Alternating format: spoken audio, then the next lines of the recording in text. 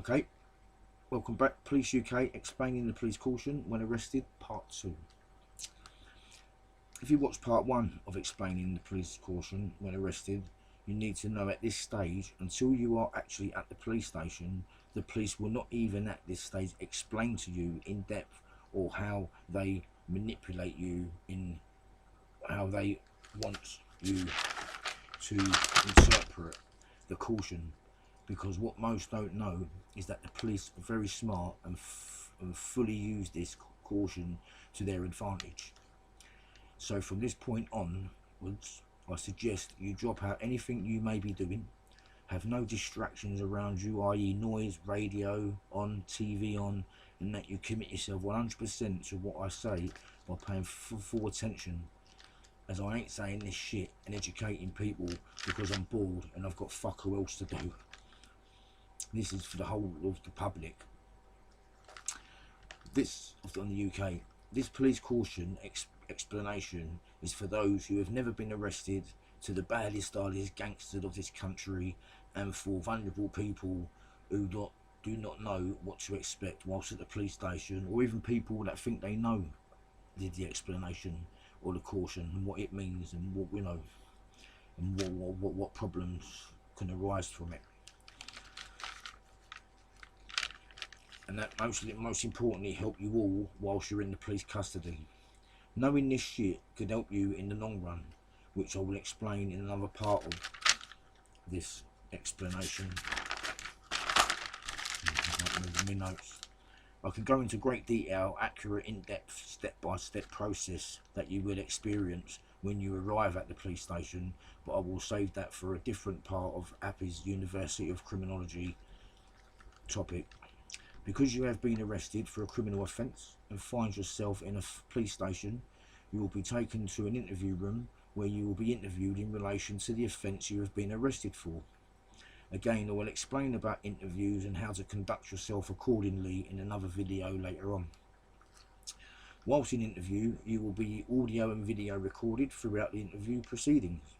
Apart from yourself, there will be at least one police officer present, and that could be the officer who arrested you, or nowadays they have specialist police officers who are very highly trained in conducting interviews. So I advise, if you are very much you need to be very much switched on, because these specialist police interviewing officers are very intelligent, and if you don't know about them, then the chances are you are banging trouble. Just make sure, as smart as you might think you are, listen, they're smart. They're smarter. Just make sure, under no circumstances, never agree to be interviewed without a legal representative. Now, when I say they're smarter than you, the reason that is because they're the ones that are asking the questions, and if you don't know what questions they're going to ask, well, you better have some bloody good answers, or say nothing. It depends, but we'll go into that another part of another video. Never, reasons I will explain in another video. Yeah, always go into interview with a legal representative. So now getting to the explanation of the police caution. At the start of the interviewing officer will again caution you, and that is, you do not have to say anything, but it may harm your defence if you do not mention something which you later rely on in court, and anything you do say may be given evidence. Do you understand? Now, because these trained interviewing police officers are very smart, for reasons I won't say on this video, depending on your reply to the question, do you understand the caution, will then give the officer a few choices going forward to his next question. If you say no, the officer will explain to you. If you say yes, then the police officer will either invite you to explain your understanding of the caution, or the officer still may explain it to you anyway. Be very cautious at this stage, because you could be playing straight into the police officer's hands if you say yes, you do understand, and then give them an explanation into what you think it means.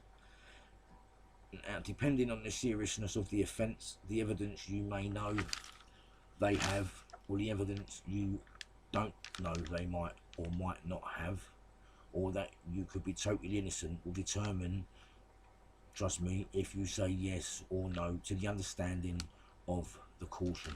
And I'm going back to that.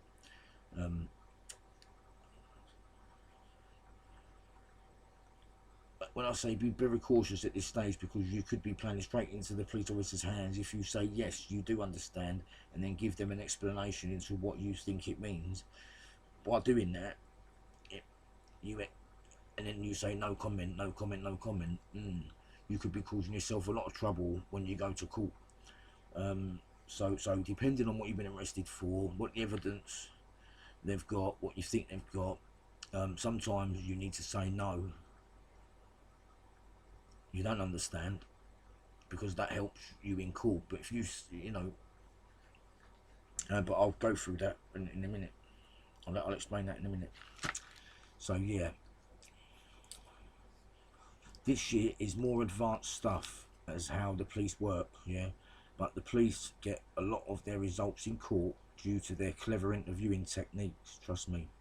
Anyway, the police caution I will explain in part 3.